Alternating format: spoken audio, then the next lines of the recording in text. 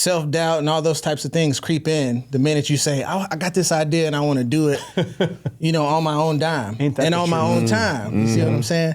And but it starts with yourself, and then also the people in your household. For me, I got a amazing wife, 2 kids. You know what I mean? So I'm more focused on their impression of me and what I give to them before anything else. All the other things, like, you can be killing it, business or life, but if your family and the household ain't straight, what's the point of doing all this stuff? This is what I grind for, and this is who I'm doing it for. So first and foremost, it's about making sure those folks are they have a good example. You know what I mean? Yes. Especially in a world like today, there's a lot of crazy stuff going on.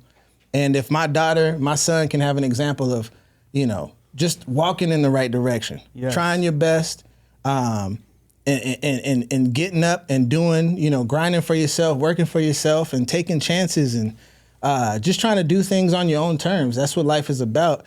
That's my main focus. And then we get into all the, barbecue and making cool videos, and but as a man, it's about leaving that impression. And when I think about leaving an impression and a legacy, it's more about, like, what did I give back to my community? What did I do outside of my home? How do people view me? You know what I'm saying? There's a lot of times where you might not be in a position to speak for yourself in other, conversations that happen or go on.